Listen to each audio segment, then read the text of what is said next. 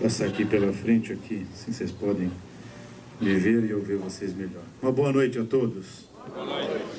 Primeiro eu queria agradecer, como eu sempre faço, primeiro a Deus poder estar aqui, né?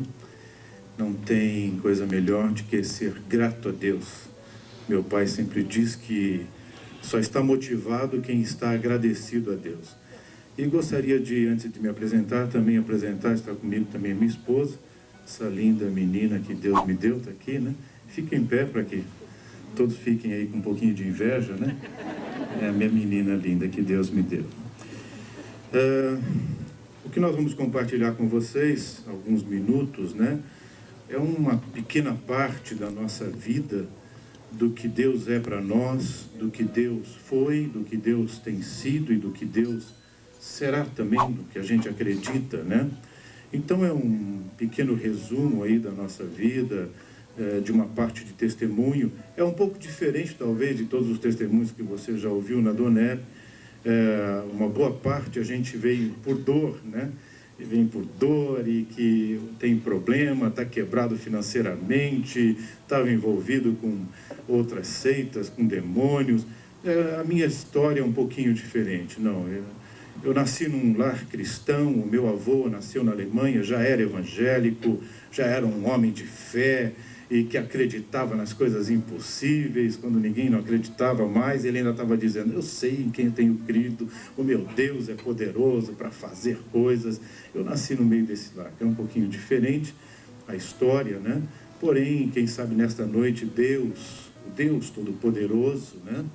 Que aqui está também nesta noite, ele possa tocar seu coração com essa singela história, né? Nasci numa família simples, apesar do meu avô, ele veio pouco antes da guerra, perdeu todos os bens que ele tinha lá, então era uma família simples, uma família relativamente quase pobre, não chegava a ser, porque ele era um homem que trabalhava e nunca deixou faltar nada para o seu lar. E, enfim, eu nasci em Santo André, eu não sou catarinense, apesar que eu moro agora nesse lindo estado aqui, né?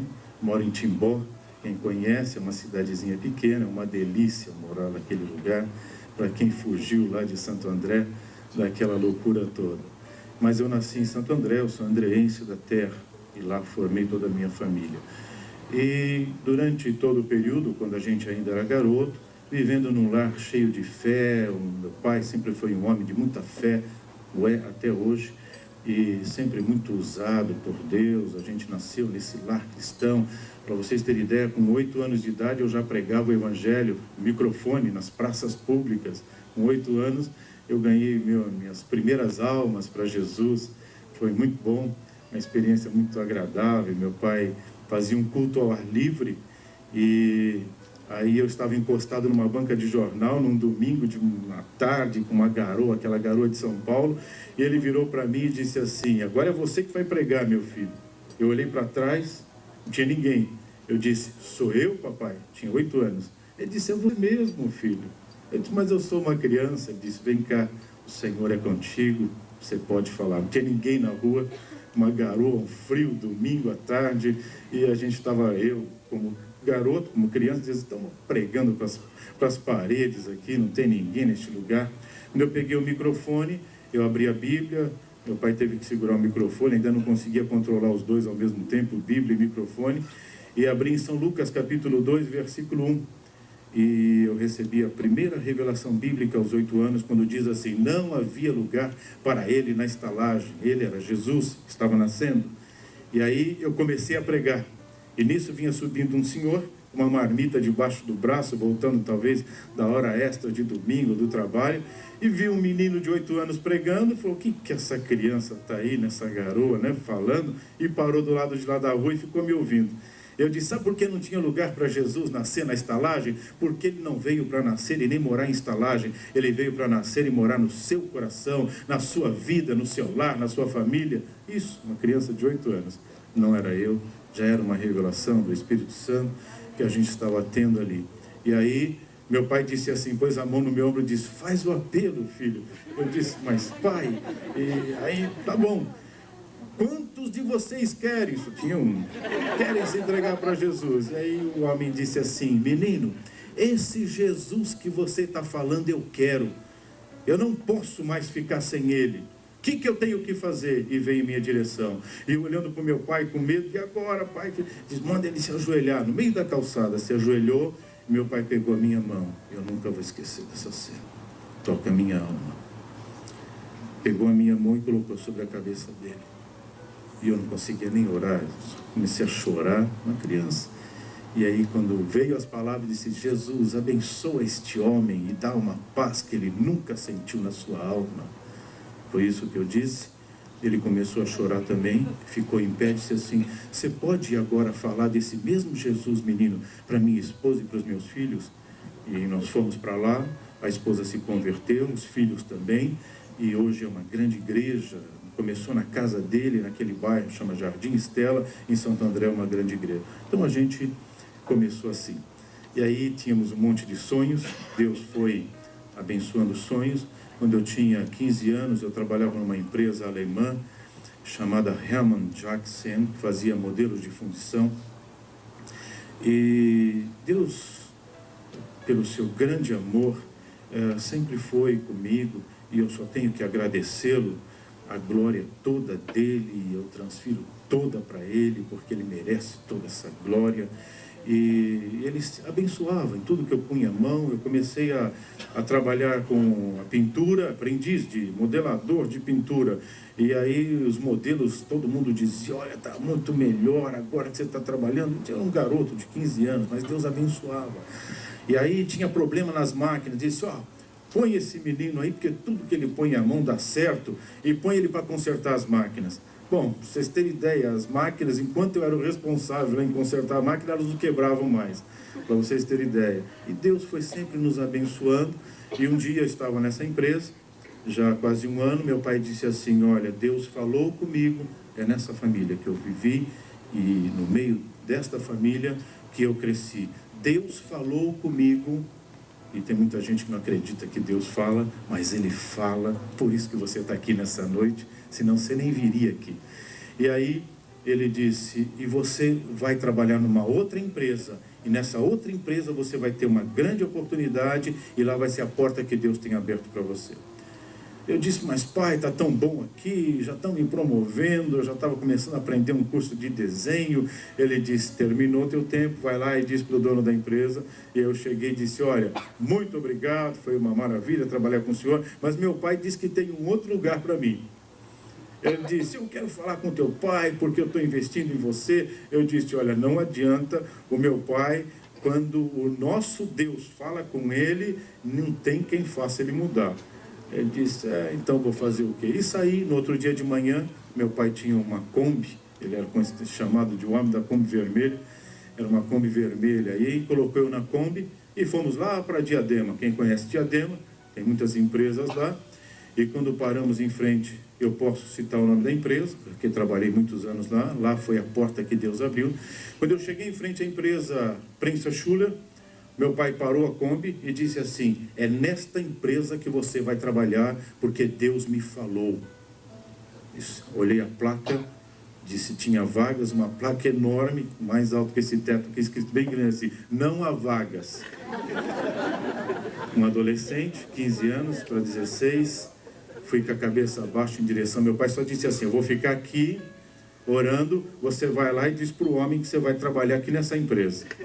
Aí bati lá na portaria, o guarda veio me atender e disse: olha, meu pai falou que tem um trabalho para mim aqui nessa empresa. Ele disse: avisa o teu pai que ele deve estar com algum problema com óculos, porque olha a placa lá, não tem vaga aqui nesse lugar.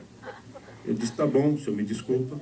Voltei para a Kombi e disse: pai, não tem vaga nenhuma nesse lugar. Talvez seja outro lugar que Deus falou, porque aqui não tem vaga. Ele disse: vem cá, meu filho. Sentei do lado dele na Kombi, ele encostou a porta, pegou a minha cabeça e pôs a minha cabeça no ombro dele, no peito, perdão. E disse assim: Jesus, tu falaste comigo e me mostrou que é este lugar que tu tem para o meu filho. Então, mais uma vez, para a tua glória, prova o teu amor, Pai. Disse assim: volta lá, filho. Se coloca no lugar do adolescente de novo. Vai com a cabeça baixa, dizendo, meu pai realmente está, enfim, está ficando velho, alguma coisa. Quando antes de chegar, o guarda já dirigiu a mim e disse assim, olha, é o seguinte, menino, talvez o teu pai sabe de alguma coisa que eu não sabia, e eu liguei lá em cima e disseram que é para você subir. Eu disse, ah, meu Deus. Tem alguém aqui que ainda não acredita que oração funciona? Se a oração for dirigida a um Deus que é vivo, que ressuscitou ao terceiro dia, que mandou o seu Espírito para estar conosco, então passe a acreditar, porque Ele ouve, Ele tem prazer em ouvir os que são seus. E aí subi lá, preenchi a ficha, me colocaram na sala do gerente da contabilidade. Ele também me permite citar o nome dele, ele é um cristão, eu não sabia, só fiquei sabendo depois. O senhor Walter Matschulati, é um catarino aqui, encontrei ele em Blumenau, tantos anos depois, isso aconteceu em 69, tantos anos depois, encontrei ele aqui em Blumenau, foi uma alegria. Contando esse testemunho, ele levantou a mão e disse assim, sou eu, Walter Matschulati, eu que estava lá, Deus usou ele. Aí eu sentei e fiquei esperando. Daqui a pouco chegou ele, e no lugar onde dizia religião, eu escrevia assim, evangélico. E embaixo eu escrevia assim, amo a Jesus Cristo. Bem assim. Aí ele pegou, não deu tempo dele ver a ficha, era muita informação, ele só leu aquele quadrinho. E levantou os olhos e disse assim para mim, me diz uma coisa, você realmente ama Jesus Cristo? E eu disse assim para ele, se eu não amasse a Cristo, eu não estaria aqui hoje, porque foi Ele que me mandou. Ele disse assim, tem alguém te esperando? Eu disse, meu pai, vai lá e avisa ele para ele ir embora, porque você vai ficar trabalhando hoje aqui.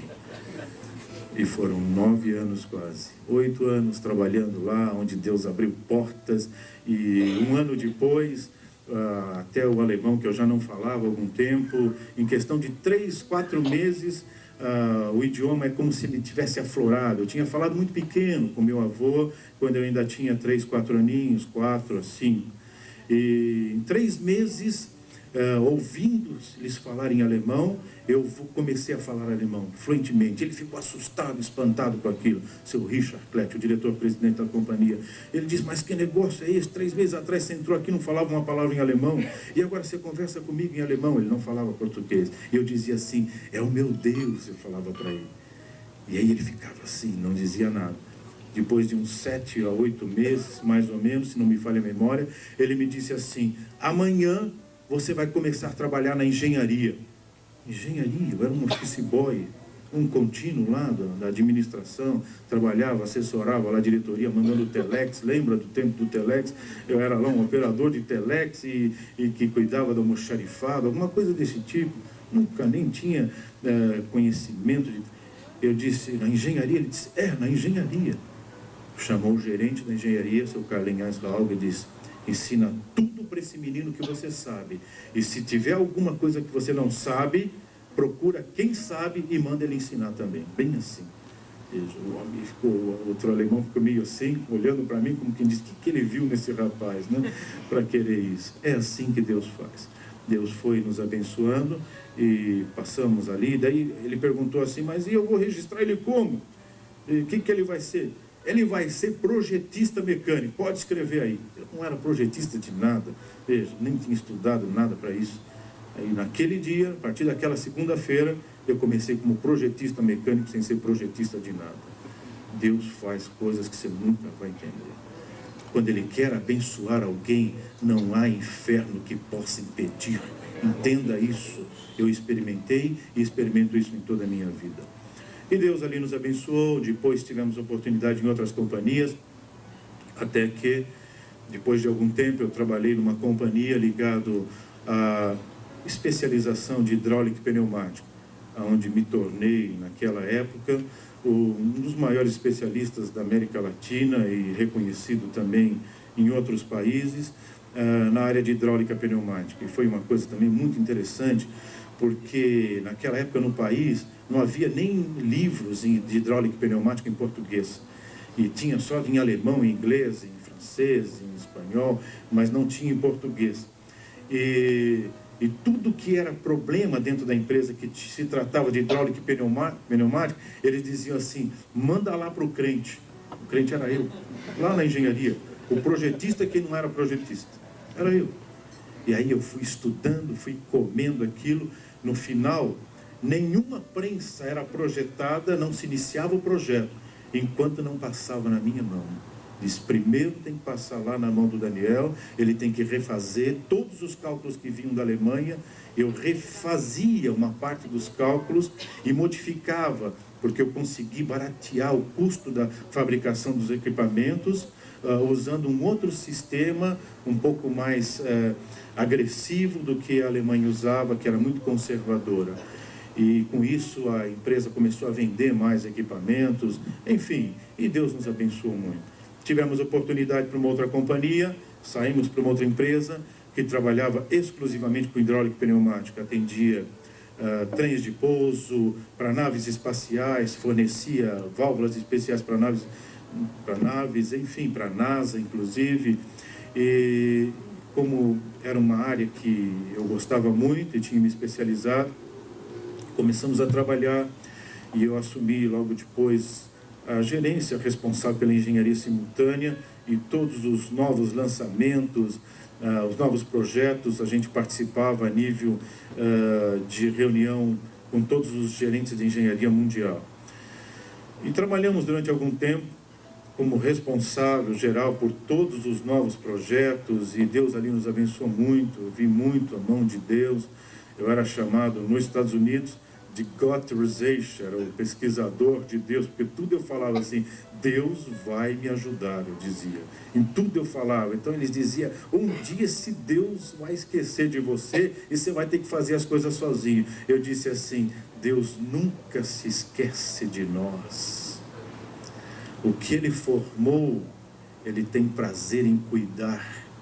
Ele não te formou no ventre da sua mãe para deixar você morrer num deserto sem ninguém para poder te acalentar.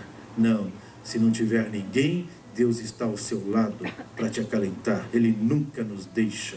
Esse é um grande segredo que poucas pessoas se conscientizaram disso. E Deus ali nos abençoou até que houve um acidente, vocês se lembram, em 78, 28 de janeiro de 78, de 86, que houve a explosão da Challenge. E nós, como responsável, nós fornecíamos as válvulas para o comando dos sistemas principais de lubrificação e também de controle de combustíveis. E eu era o responsável técnico da empresa, e se fosse descoberto que o problema tinha sido do nosso produto, eu seria acionado, eu seria processado e poderia até ser preso, porque fornecemos um produto que causou 6 mortes, fulminante. Enfim, e aí fomos convocados rapidamente para lá e ficamos lá 42 dias internados. Ninguém saía, ninguém entrava mais dos que foram chamados, especialistas de vários lugares do mundo, e estava lá um brasileiro, um Gotterization, um pesquisador de Deus. Puseram no meu laboratório, eu tinha um laboratório ali na NASA, puseram no meu laboratório uma plaquinha escrito assim: Gotterization, pesquisador de Deus. No segundo dia que eu estava na casa, o diretor maior da casa, que está lá até hoje, um ateu, confesso, dizia ser ateu: não acredito, eu sou um físico nuclear e para mim não existe Deus, existe o que eu posso ver, o que eu posso tocar e o que eu posso criar, assim ele dizia. E no segundo dia ele disse assim para mim, encontrou comigo no corredor e falou assim: me diz uma coisa, você sempre diz que vai falar com teu Deus, que ele tem soluções, por que você não vai falar com ele? Quem sabe ele te ouve e até te dá uma solução para esse problema. Não havia mais solução. Deixa eu só explicar rapidamente, isso eu posso explicar. Existem algumas coisas que eu não posso falar, mas o que eu vou dizer é o que eu posso falar. Havia sido feita uma alteração de velocidade de empuxo nas turbinas. Nas naves anteriores a essa da explosão, a velocidade de empuxo chegava no máximo a 32, muito 28 mil quilômetros por hora. Porém, com esta velocidade de empuxo, o número de entradas e reentradas na estratosfera, desculpa, não tem outros termos, esses são os termos mais simples tecnicamente, entradas e reentradas, é que é necessário calcular o tempo exato de saída da estratosfera, senão fulmina a nave espacial. É a mesma coisa que acontece com o meteoro, quando vai entrar na estratosfera, às vezes ele tem um tamanho 100 vezes maior, a estratosfera fulmina ele, ele vira pequenos cascalhos. É mais ou menos o que iria acontecer com a nave, e tanto na saída como na reentrada. E nós fizemos alguns cálculos. Se aumentasse as velocidades de empuxo das 2 ou 3 turbinas, talvez acima de 55 mil km por hora de velocidade, poderia ter não mais uma saída e uma reentrada por semana, mas 6 saídas e 6 reentradas por dia. Isso quer dizer que facilitaria muito as viagens nessas condições. Então foi isso que aconteceu. Faltou um detalhe importante de um dos lubrificantes que travava o sistema, que garantia o movimento da válvula principal de comando.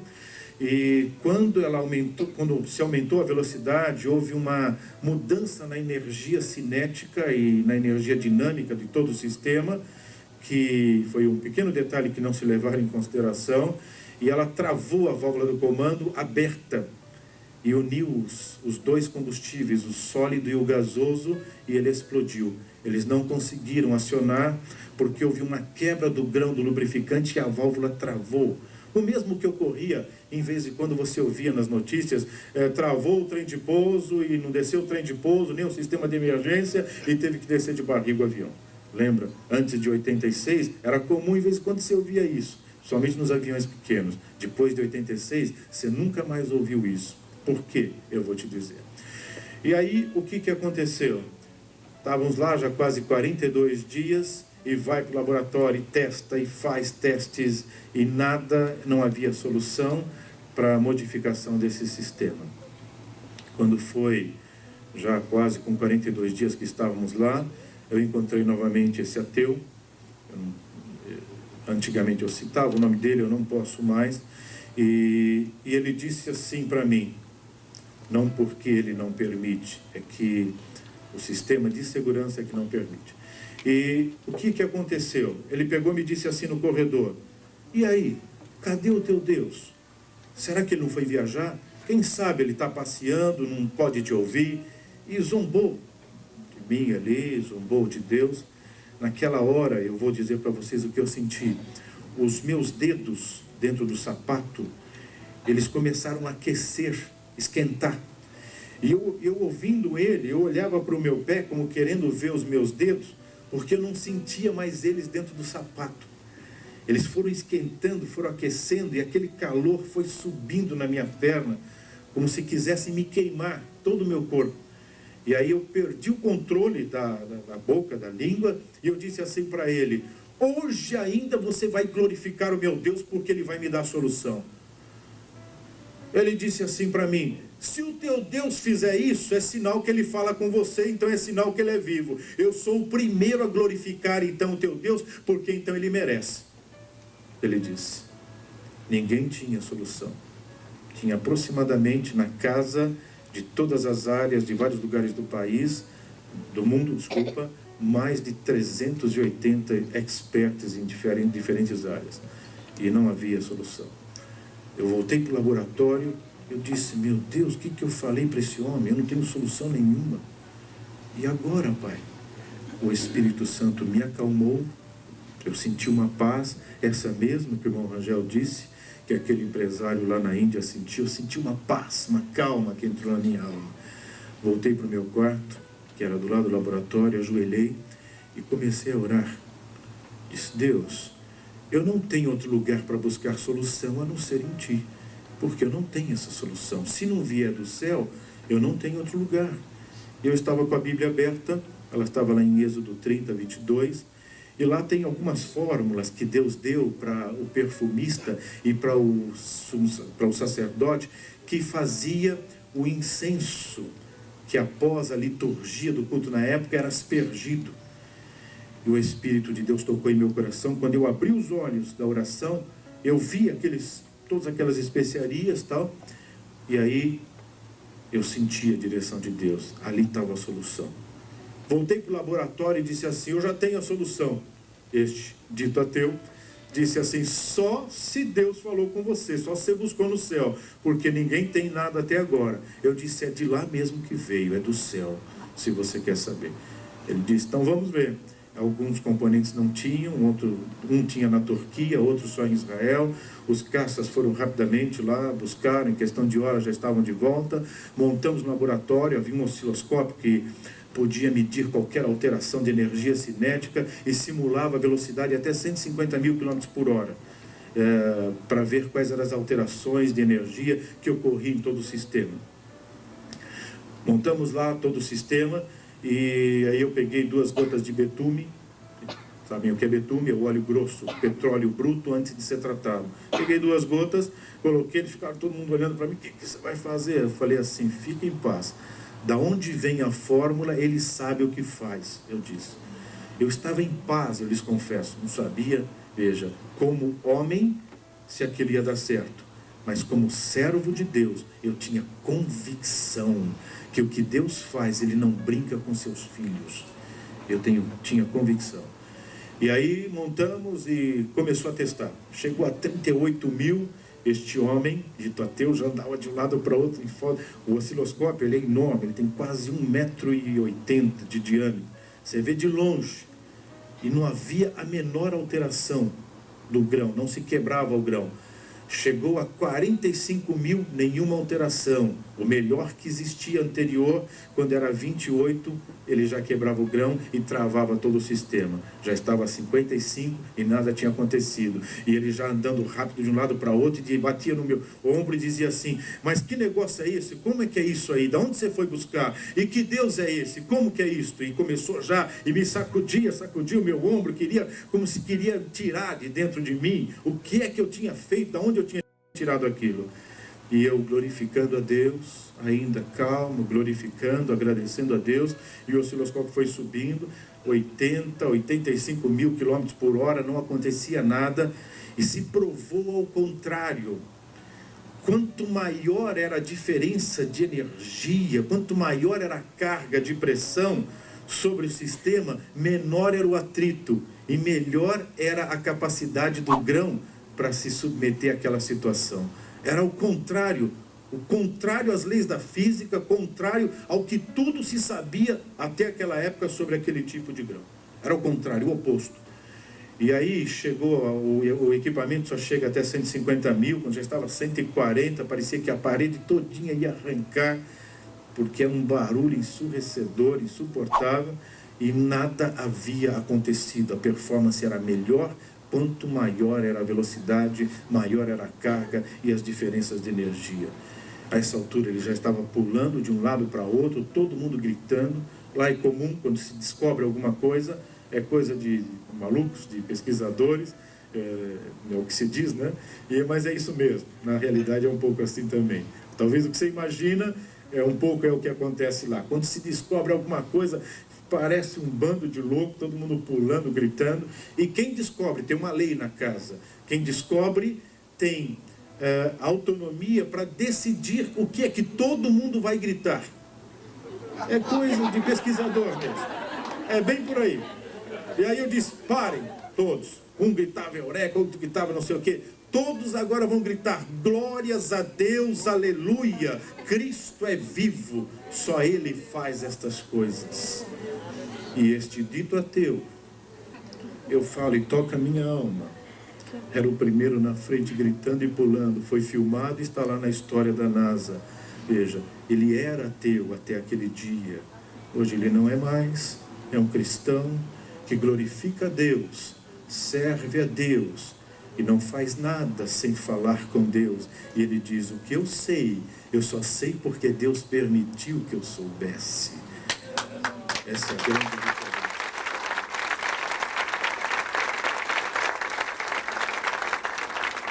Transfiro todas essas palmas para o meu Jesus. Ele merece todas elas.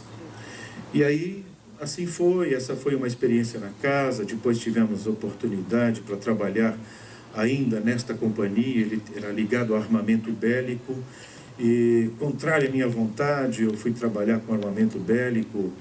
E como a gente sempre foi muito agressivo em pesquisa, em buscar novas coisas, eu soube que no ramo bélico havia um grande problema para as metralhadoras dos caças. A metralhadora no caça, a melhor metralhadora que havia na época, se travasse um cartucho ou não se deflagrasse, ele tinha capacidade só para tirar um ou no máximo 2 cartuchos não deflagrados. Então ele podia às vezes imobilizar ou perder por completo uma metralhadora debaixo da asa se 1 ou 2 cartuchos tivesse esse problema. E era muito comum por causa da diferença de temperatura, dependendo da altura de voo do caça ou a região onde ele estava. Então era um problema gravíssimo aí a nível de armamento bélico. E eu fui trabalhando, pegando algumas metralhadoras antigas, uma metralhadora inglesa que havia desenvolvido nesta empresa onde eu trabalhava, e acabamos fazendo uma das metralhadoras reconhecida pelo sistema todinho de segurança, reconhecido como a metralhadora mais mortal do mundo. Era calibre 52, ela dava 950 tiros por minuto.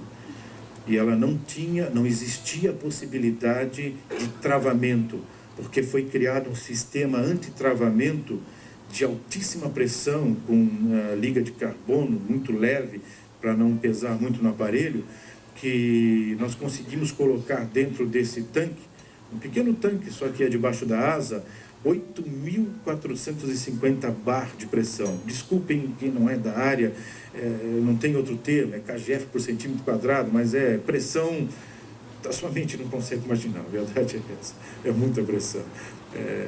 Então, nem dentro do centro da bomba atômica não tem tanta pressão assim.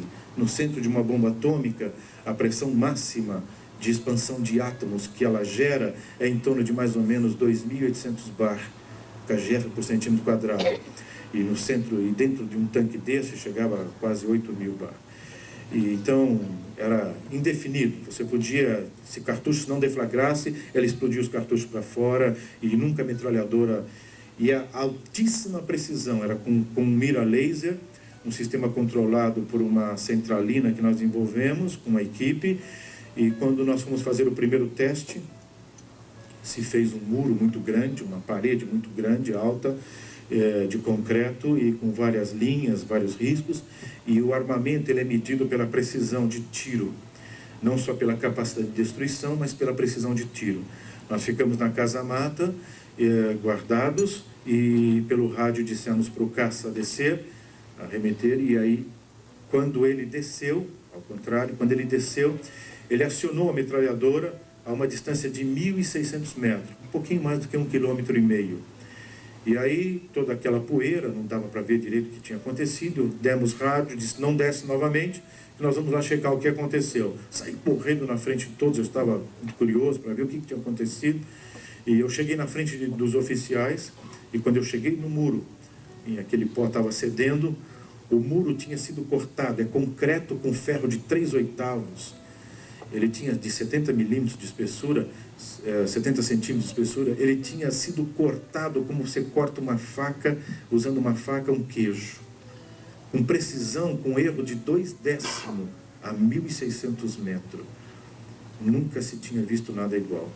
Só que quando eu apoiei no muro, que eu cheguei lá, eu perdi a força nas pernas, e eu fui cedendo, eu fui caindo, eu não tinha mais força, eu fui tentando segurar no muro, até que quando eles chegaram, os oficiais, eu estava deitado no chão. Eu não tinha mais força nas pernas, eu via o que todo, eu ouvia e via todas as pessoas, ouvia o que eles falavam, mas eu não conseguia falar com ninguém. Sabia tudo que estava acontecendo ao meu redor, mas eu não tinha mais força nenhuma no corpo. Eu perdi completamente as forças. Vieram rápido, me captaram com o helicóptero, me levaram para o hospital da base, e eu fiquei a noite toda, eu não consegui dormir, e as pessoas falando comigo, os médicos falando comigo, eu não conseguia pronunciar palavra, e via tudo o que acontecia, eu não movia um dedo sequer. E aquela noite, pasmem os senhores, Deus falou ao meu coração muito forte. Ele tocou no meu coração de uma forma muito forte. E uma das coisas que eu nunca vou esquecer, que ele me disse quando eu estava ainda no muro, como uma voz muito forte, disse: eu não te chamei para tirar vidas, eu te chamei para ganhar vidas. E eu entendi o que Deus estava querendo me falar. Mesmo sendo de um lar cristão, não era para aquilo que Ele tinha me dado condições de estudar, de trabalhar, de ter as condições de conhecer empresas no mundo inteiro, não foi para isto. A função era outra. Uma delas, por que não dizer, falará Adonai? Por que não dizer? Uma delas. E outras mais, como já preguei o Evangelho para Helmut Kohn 2 vezes, já falei de Jesus para o Jô Soares algumas vezes, enfim, tivemos oportunidade e outras mais para falar de Cristo por aquilo que Deus nos deu condição de aprendermos e de trilharmos de caminho e daquilo que acreditamos. E aí o general não entendeu naquela ocasião e eu sofri um pouco, alguns detalhes eu não posso mais falar, mas a gente passou um período muito difícil. Durante quase 9 meses eu abandonei tudo, eu queimei todos os planos da metralhadora e me disseram: você está louco? No outro dia de manhã, para vocês terem ideia, a noite toda eu passei assim, ouvindo Deus falar ao meu coração. No outro dia de manhã eu estava normal, eu não tinha nada, eu saí do hospital andando normal. E ninguém entendia, mas eu entendi o que tinha acontecido. Cheguei no escritório e disse: olha, terminou, eu queimei todos os planos da metralhadora, já tinham vendido milhares de unidades, principalmente por Oriente Médio, já tinham comprado muitas unidades e já iam colocar isso em produção seriada, e eu queimei todos os planos, desenhos, tudo. Alguns dos cálculos do sistema só eu tenho condição de fazer. Fui eu que desenvolvi, era uma variável de uma matemática com 8 variáveis, e que Deus me abençoou para me compreender aquilo, e eu consegui descobrir. Eu rasguei tudo isso, queimei tudo, joguei tudo fora, e ninguém mais tem acesso. Enfim, e aí o general disse: se você está com algum problema, vai para casa, descansa, e depois nós vamos te buscar, e você vai fazer tudo de novo. E é muito dinheiro que você vai ganhar. Passou um tempo, foram me buscar, eu estava lá na unidade da fábrica, desceram com o helicóptero lá, pararam a fábrica, pararam as ruas todas, e os PAs me pegaram calmamente, entenda isso, me pegaram calmamente, puseram no helicóptero: tal pessoa quer falar com você. Me colocaram numa sala, pegaram um cheque com valor enorme, empurraram em minha direção e disse assim: isso é só o começo, já vendemos milhares de unidades, isso é uma comissão só para te motivar, é só o começo. O valor era alto, era um bocado de zeros. Eu peguei o cheque de volta e virei e empurrei assim para o oficial. E disse: o senhor não entendeu, Deus falou comigo e Ele não me chamou para isto. Eu sirvo a Deus, nem que eu tiver que procurar emprego, mas eu sou hoje um pesquisador desempregado e eu vou depender de Deus a partir de hoje. O que Ele quiser para a minha vida é o que vai ser, eu disse. Ele disse: olha, vai descansar, porque você não vai conseguir emprego em lugar nenhum. Quando você pensar que você vai, nós já estamos lá. E foi durante um tempo muito difícil. Até que um dia, que já não tinha mais dinheiro para comprar comida, eu andava procurando emprego a pé, tirei um monte de coisa do meu currículo para as pessoas olhar: você vai querer ganhar muito. Aí fui tirando, até que eu já estava aceitando desenhista mecânico de manutenção. É isso mesmo. Falava já 3 idiomas, 4 fluente, enfim, e mesmo assim não tinha emprego, estavam todas as portas fechadas. Deus estava me ensinando aquela lição, aprender a depender dEle e não depender da nossa sabedoria, não depender do nosso conhecimento, não depender da nossa capacidade, do seu MBA, do seu mestrado, do seu pós-graduado, nada disso. Depender de Deus. E escutem, senhores e senhoras, não tem pessoa melhor para a gente depender do que Deus. Ele nunca falha, nunca. E Ele vem na hora certa. Então entenda isso. Eu estou falando isso com muita convicção da minha alma. Eu não jogo tempo fora. Eu não viria de Timbó aqui para jogar meu tempo fora, se eu não acreditasse nisso que eu estou falando. Eu acredito nisso. E aí, quando já quase 9 meses, aquela situação. Eu andava a pé quilômetros procurando emprego. Estava saindo de manhã, minha esposa pegou a mamadeira, nós tínhamos criança pequena, e ela disse assim: essa é a última mamadeira, o último leite, não tem dinheiro para comprar mais. Eu disse: o Senhor proverá, eu disse para ela. Aí ela disse assim: oh, que coisa boa uma mulher de fé. Ouça isso, mulheres. Mulher de fé ao lado de um homem é uma maravilha. Ela estendeu assim a mamadeira para o céu e disse assim: Jesus, eu creio que hoje termina a nossa luta, porque o Deus que eu sirvo cuidou de nós durante todo esse tempo, e eu sei que hoje tu dará vitória. Pôs a mão no meu ombro, ela se lembra bem, disse assim: vai, o Senhor é contigo. A pé, não tinha dia nem para tirar xerox mais do currículo, minha tia que tirava para mim, o telefone não tinha mais, tinha vendido, enfim, falava assim: vamos lá. E aí andei, achei uma rua lá que eu nunca tinha entrado. Eu não entrei nessa rua aqui, parei numa empresa lá. Escutem, senhores, tudo que eu falo, eu tenho prova, posso citar o nome das empresas e as pessoas lá na empresa vão confirmar tudo isso, por isso que eu falo com muita convicção. Bati lá na porta e, olha, eu sou nome e tal e estou procurando emprego. Ah, o senhor que é o Daniel Wolff? Sim, sou eu. Mas estão te esperando. Aí eu disse: bom, deve ter algum problema, eu deixo ele me levar lá para dentro. Lá dentro eu explico, já estou lá dentro mesmo. Eu disse: lá eu explico. Não, a secretária do diretor-presidente já está te esperando, e o diretor, e sabia que o senhor ia vir e está todo mundo te esperando. Tá bom.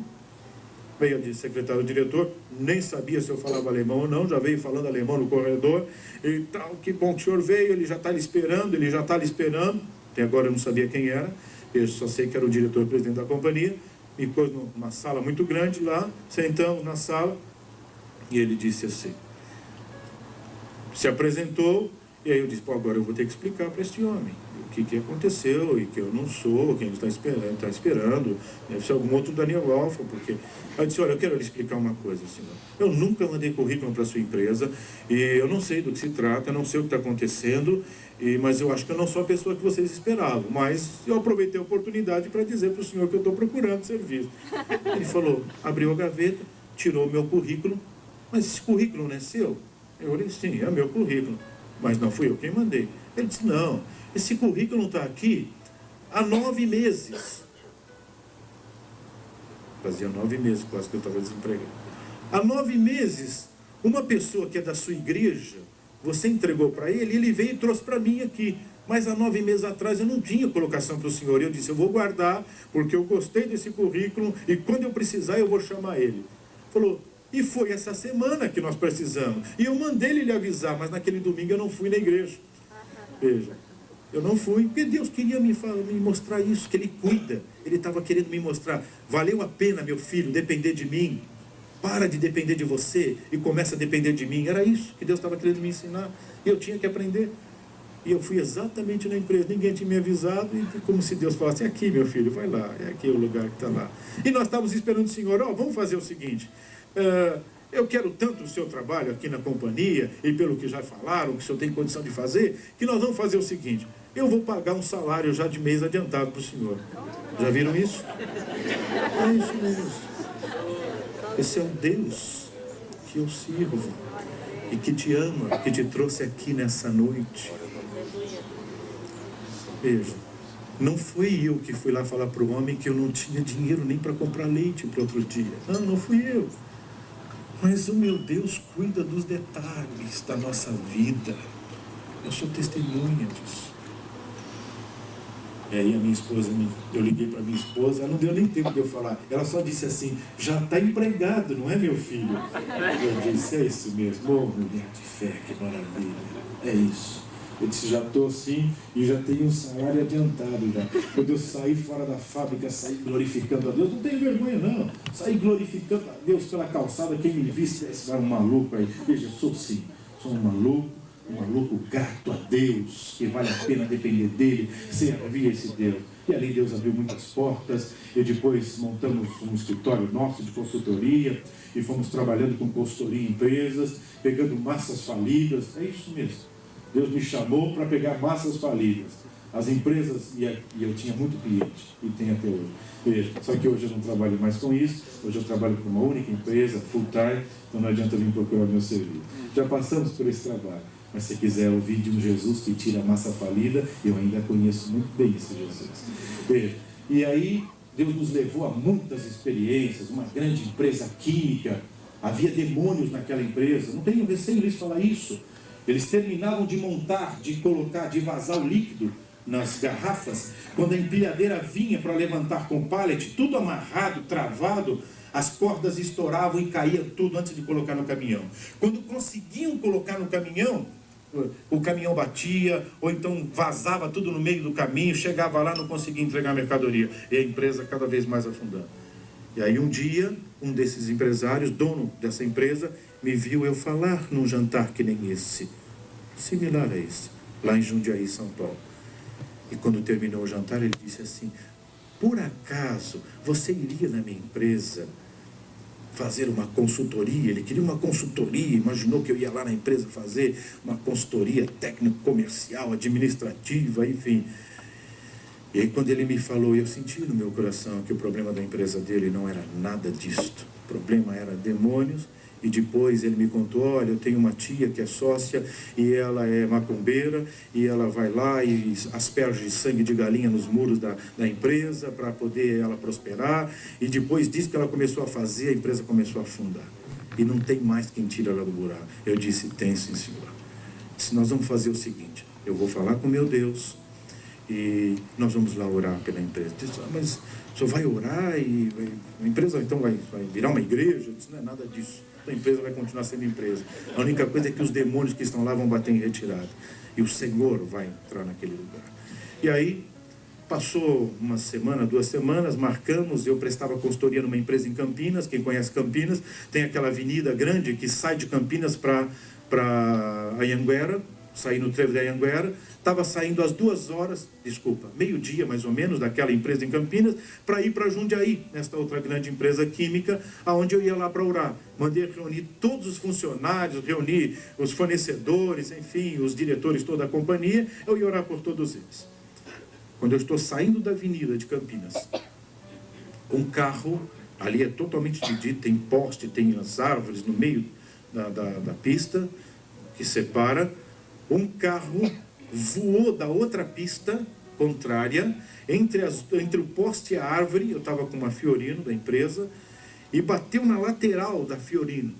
Durante alguns minutos dali, alguns segundos do acidente, eu não tinha ideia nem de onde o carro tinha vindo, para vocês terem ideia. Estava devagar, na minha mão, subindo tranquilo, ali é cheio de radar, e não dá para andar mais do que 60, tranquilo, subindo, orando, dizendo: Deus, abençoa lá essa reunião que nós vamos lá fazer, põe a tua mão. Estava orando. E veio aquele carro e arrebentou, pegou a porta, fez um V em cima da minha perna, bem aqui na lateral. Eu fui jogado um pouco quase para o outro lado, o banco passageiro. Ele não foi suficiente, ele voou por cima do meu carro e caiu em cima do motor. E ainda bateu e ainda foi um pouco mais à frente. Eu nem deu tempo de frear, não deu tempo de fazer nada. Eu não sabia nem o que estava acontecendo até então. E do jeito que foi, ainda bati no carro lá. Ficou todo esmagado meu carro, esmagado na frente, porque aí veio tudo para cá, e esmagado na lateral. Fiquei assim, não podia nem me mexer, bicho. Mas não tinha um corte, não tinha uma pancada. Eu passava a mão na minha perna para ver, deve ter um hematoma, deve ter, que a porta fez um V em cima do meu fêmur aqui. Não tinha um arranhão, não tinha nada, nenhum hematoma, nenhuma dor, não tinha nada. A polícia chegou ali, tiveram que arrancar a porta para me tirar, o tenente da polícia militar e dos bombeiros, e ele disse: está bem, está bem. Aí quando eu saí fora, que eles tiraram a porta e queriam com a maca me levar, disse: está tudo bem. E ele olhava no buraquinho onde eu estava do carro e disse: mas como é que o senhor sobreviveu aí? Eu disse assim: eu tenho um airbag que chama-se Jesus Cristo, ele me abraçou e eu ando abraçado com ele, e ele cuida de mim. E virei para ele e disse: ele quer cuidar da tua vida também. Eu disse para ele. E ele me apalpava para: leva esse homem para o hospital, não vai levar para lugar nenhum. Ele disse: está tudo bem. A moça tinha quebrado, era uma moça que dirigiu o carro, quebrou o pescoço. E estavam levando ela na maca para levar para o hospital e talvez a viesse até a falecer. Estava perdendo muito sangue e naquele instante eu disse: pare a maca. Diz bem assim, veja. coisa bem de quem acredita em Deus. Essa é a verdade. Veja, pare a maca. E aí eu disse assim, eu vou orar por ela, não leve ela assim. Essa moça não vai morrer, eu disse. E aí o jornal da cidade de Campinas tirou uma foto, eu com a mão em cima da cabeça dela na maca, na avenida, orando por ela. Ela foi para a UTI, no outro dia eu estava visitando ela no hospital, ela estava recuperada para a glória de Deus. O Deus que eu estou falando aqui.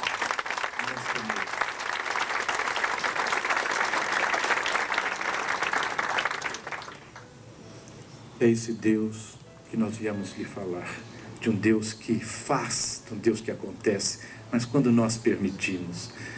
Poderíamos ainda contar muitas coisas. Voo 402 da TAM, eu era um dos passageiros, era um dos. Mas como é que você está aqui? Morreu todo mundo? Veja, é que de novo eu tenho um Jesus que eu ando abraçado com ele anda abraçado comigo, e é tão bom andar com ele, não importa que o inimigo queira.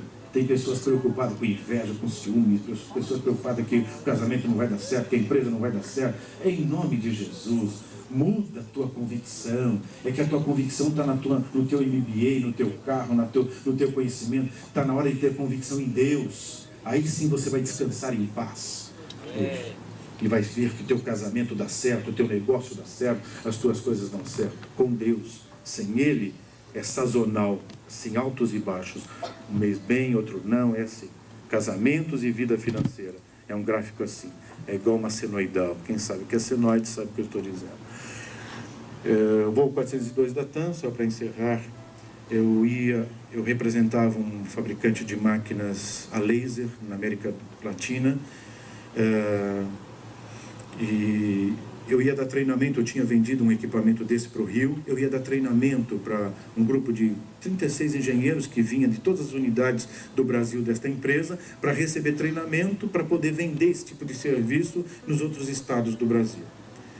E estava marcado, e nesse dia fatídico, eu estou indo lá para retirar a passagem no balcão da TAM, e dei o número. Quando eu estava entrando ainda no estacionamento, Deus tocou em meu coração que não era para mim entrar naquele avião. Eu disse, Deus, os engenheiros estão me esperando, como é que é isso? Como é que eu não vou? Aí a situação... Eu disse, Senhor, se não é para ir, então, eu vou ligar 6h45 da manhã no escritório central, ela lá em frente à praia do Ipanema. Veja, 6h45 da manhã é meio difícil achar alguém no escritório na praia do Ipanema. Apesar que tem carioca aqui, né, que gosta de trabalhar, veja, mas tem as suas exceções. E aí, o que aconteceu? Aconteceu o seguinte, isso é só uma brincadeira, uma descontração. Meu pai é carioca também, então, veja. E aí, eu liguei, 6h45 da manhã, o gerente do escritório estava lá. Ainda bem, eu vim mais cedo para o escritório para não conseguir te avisar ontem. Eu estou cancelando a tua passagem, você não vai vir. Mas por quê? Caiu um raio ontem aqui, lá é a Light, né, o sistema, e queimou o transformador. A Light já trouxe um, colocou no lugar, não funcionou. Já trouxeram um segundo e não tem previsão de quando vai fazer funcionar, que não estão conseguindo fazer funcionar. Então não adianta, sem energia elétrica você não consegue mover a máquina.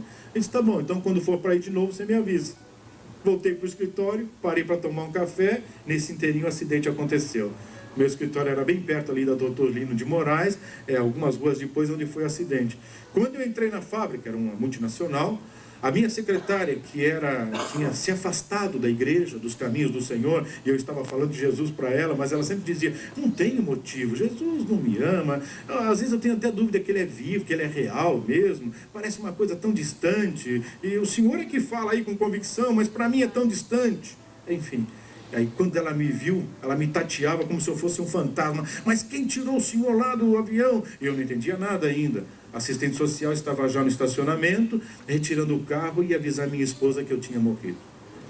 Veja, era exatamente esse quadro. O diretor-presidente ouviu a minha voz, veio correndo, me tateava como se eu fosse um fantasma. Mas como? O que é que você saiu do avião? Como? Quem te tirou? E que negócio é esse? Eu disse, gente, eu não sei o que está acontecendo, o que é? Aí me levaram na janela e dava para ver os destroços do avião lá ainda, saindo. Eu entendi tudo. Levantei as mãos para os céus e glorifiquei a Deus. E disse, eu te amo, Jesus, porque tu cuida dos que são seus. Esse é o grande segredo de quem serve a Deus.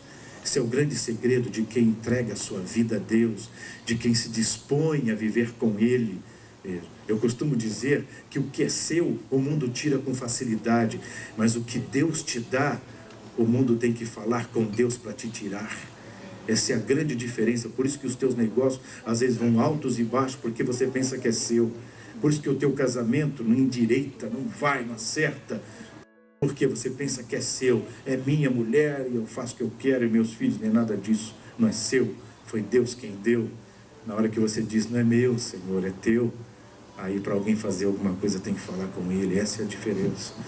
Que Deus abençoe a todos. Foi uma alegria poder estar aqui compartilhando, né? Eu gostaria de, nesse instante, pedir que todos ficassem em pé e gostaria de compartilhar esse momento final. Tenho certeza que muitas pessoas que aqui vieram, né, talvez ouvindo esse testemunho, estão arrazoando entre si, dizendo, meu Deus, que coisa é esta? O Deus desse homem. Se você quer conhecer mais esse Deus, Ele também quer te conhecer mais. Ele também quer entrar na sua vida, no seu casamento, nos seus negócios, na sua vida particular, sentimental. Ele quer sarar as feridas. Ele quer curar a depressão. Eu tenho visto Deus fazer isso em trabalhos da Donep constantemente. Pessoas deprimidas. Hoje tem um batalhão de pessoas deprimidas. Para onde você vai? Esposas deprimidas, maridos deprimidos, enfim, filhos deprimidos. Que coisa tremenda! Eu vou lhe confessar, está aqui diante da minha esposa, eu não sei o que é depressão, não sei, se vocês me perguntarem, e como é que é esse negócio de depressão? Eu não sei lhe dizer isto, porque não dá tempo de entrar em depressão. Eu caio de joelhos e falo com o meu Jesus, Ele enche meu coração de alegria, de paz. O problema continua lá, não é que Ele foi embora não, está lá ainda, estou olhando para Ele, mas eu estou dizendo, Senhor, esse problema não é meu. Eu entreguei para ti, Senhor, eu vou descansar. Tem um monte de passagem na Bíblia que explica isso. Josafá, a cidade estava cercada, e aí ele foi falar com Deus, e Deus disse, Josafá, essa batalha não é sua, é minha. Eu vou pelejar por você. É exatamente isso. E aí sabe o que ele disse para Josafá, para provar se ele tinha acreditado mesmo? Vamos fazer o seguinte, Josafá, amanhã eu vou pelejar por vós. Vai dormir, como se ele estivesse falando, vai dormir, manda o povo todo dormir. Amanhã eu vou tratar desse assunto. Cidade cercada, todos os inimigos cercando a cidade, e Deus manda Josafá e o povo ir dormir. E que Deus é esse? É o Deus que é vivo, porque nenhum inimigo virá sobre os que são seus, se Ele não permitir. Então que vá descansar. Aqueles que são de Deus, vá descansar, deixa o mundo se turbar. Está na hora de você descansar. Descansar quer dizer viver em paz e voltar a viver, ter um casamento feliz e uma vida próspera com Deus. Eu gostaria de perguntar a alguém nesta noite que aqui veio, nos deu a satisfação da sua presença, acreditou naquilo que nós falamos. Eu não viria aqui nessa noite se eu não acreditasse no que eu lhes falei, eu não viria. Eu tenho essa postura, eu sou de descendência alemã, gosto das coisas certas, corretas. Hoje eu trabalho numa empresa lá em Timbó, está lá para quem quiser ver, Deus tem feito maravilhas. Alguns meses atrás, todo mundo dizendo, não vai atingir a meta, estamos desesperados, vamos reduzir 35% dos funcionários. Eu chamei o diretor-presidente, o principal acionista, disse, não vamos mandar ninguém embora. Já pensou você falar isso para o acionista da companhia? Não vamos mandar ninguém embora. E se prepara que o senhor ainda vai contratar pessoas em pouco tempo e ainda vamos comprar equipamentos novos. Amém. Que Deus é esse? É o Deus que eu sirvo, é o Deus que te ama e que te trouxe aqui nesta noite. Passou 2 meses, não bati as metas não, as metas não vinham, dificuldade, e estava muito abaixo das metas. Lá para o 3º mês, quando ele me via no corredor, e daí? Como é que é? Como quem diz, e aí? E aquilo que você falou, vamos ter que mandar a gente embora. Disse, não vai mandar ninguém embora não, eu dizia. Veja, mas a coisa está ficando difícil. Eu disse, calma. Uma empresa na Inglaterra que fornecia um equipamento para uma empresa em Porto Alegre, com dificuldade, essa empresa em Porto Alegre não podia mais comprar porque houve um acordo lá na empresa na Inglaterra com a matriz desta outra empresa aqui no Brasil, e que eles não podiam mais fornecer esse equipamento. Disse, olha, se vira, desenvolve no Brasil. O equipamento rodou todos os meus concorrentes no Brasil. Todo mundo olhava a peça, torcia o nariz, isso não vou fazer não. Ninguém vai fazer. Aí ele me ligou, sabe que eu sou cristão. Quem sabe, Daniel, você às vezes tem essas loucuras aí, você não desenvolveria esse produto. Eu disse, manda o produto. Quando nós abrimos a caixa, escute isso, quando nós abrimos a caixa, tinha 4 engenheiros que trabalham comigo, olharam para o equipamento e torceram o nariz e disse, não é para nós não, Daniel. Aí eu disse, glórias a Deus, isso é para nós sim, porque foi Deus quem mandou e nós vamos desenvolver. Mês que vem já estamos entregando o primeiro equipamento para a glória de Deus. Ninguém acreditava. Servir a Deus é isso, é quando ninguém acredita e continua acreditando. Porque Deus não se cansa de nós. Esse é o grande segredo de servir a Deus. Quando todo mundo acha que não tem porta, Ele abre porta onde não tem. É diferente abrir porta onde tem parede. Tem parede, eu vou lá, quebro, eu faço uma porta. Eu quero ver se abrir porta onde nem parede não tem. Esse é o Deus que eu sirvo. Ninguém está vendo solução. Nem parede tem para abrir porta. Ele põe parede e põe a porta também. Eu sou testemunha disso. Alguém nessa noite que aqui entrou, que acreditou no que foi dito nessa noite, e tenha coragem de dizer a você mesmo, a sua esposa, as pessoas que te acompanham, eu preciso reconhecer melhor esse Deus. Eu preciso reconhecer os meus negócios, na minha vida conjugal, na minha vida sentimental. Se há alguém, eu gostaria de fazer um pouco diferente. Eu gostaria que você viesse aqui à frente. Eu quero orar por você, pedir a Deus pela sua vida.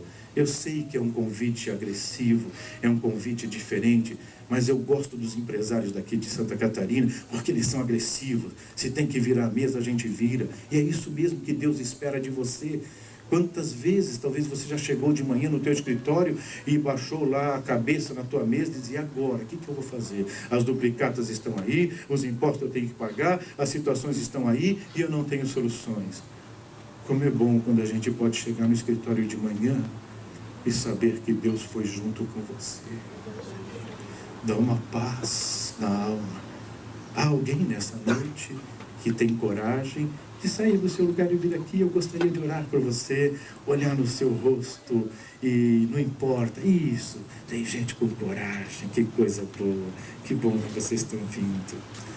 Jesus os ama, os trouxe aqui nesta noite e não vi a hora de vocês moverem do seu lugar. Tem mais espaço aqui, pode vir, tem mais espaço. Eu quero também dizer uma coisa, enquanto as pessoas estão vindo, quem sabe tem alguém aqui nessa noite também enfermo. Se tem uma coisa que Deus gosta de fazer, é sarar as enfermidades dos seus filhos. A Bíblia diz que Ele tomou sobre si as nossas enfermidades. Está vendo esse que está falando aqui? 2 hérnias de disco. O médico olhou depois da ressonância magnética e disse, já vai ficar aqui, já vai entrar na faca agora. Eu disse, não, doutor. Eu vou falar com o meu Deus primeiro. Só se Ele disser que é para mim operar. Caso contrário, não vou operar. Pegou o exame, ressonância magnética, jogou de volta assim para mim, é mais um daqueles crentes loucos. Então, eu não tenho nada para fazer por você. Bem assim. Veja. Voltei para casa. Escutem isso. Estou entrando, o meu filho nessa época tinha 7 aninhos, e ele ouvia sempre o carro chegar na garagem, ele vinha correndo para me abraçar. Naquele dia ele veio de novo, e aí desci do carro gemendo de dor, meu filho veio e me abraçou. Aí eu gemi mais ainda. Disse, não, filho, papai acho que vai ter que ir para o hospital, mamãe vai ter que levar o papai para o hospital, eu estou com muita dor. Ele só disse assim, 7 aninhos, escutem isso. Não, papai, nessa casa tem Jesus, e eu vou falar com Ele, e Ele vai vir aqui, vai curar o senhor agora. 7 aninhos, sabe o que é isso? Aí eu pensei, talvez ele vai orar depois. Não, ele agarrou na minha barriga, pôs a cabecinha dele aqui na minha barriga e começou a orar. Jesus do meu Pai, Ele precisa da perna para poder andar, para levar a tua palavra ainda em muitos lugares que eu não sei nem aonde é. Então vem agora, Jesus, e tira tudo isso dele. Eu não consegui orar, deu um nó na minha garganta, vi ele fazendo aquilo, e eu comecei a chorar, não tenho vergonha de confessar, comecei a chorar. E aí eu estava querendo imaginar começar a orar junto com ele. Ele sacudiu a manga da minha camisa. Já sarou, não é, papai? Quando ele disse assim, como se uma mão entrasse atrás de mim e arrancou toda a dor. Eu entrei para dentro de casa pulando, falando línguas estranhas, glorificando a Deus, agradecendo a Deus. E a minha esposa veio, aquele barulho todo. Os meus filhos, eu disse, Jesus me curou. Estou aqui, sabia?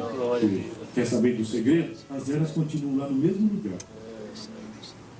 Isso é que Deus faz. Tem um que diz, ela vai continuar lá, só para mim te provar que é o meu dedo eu cuido dos que são meus.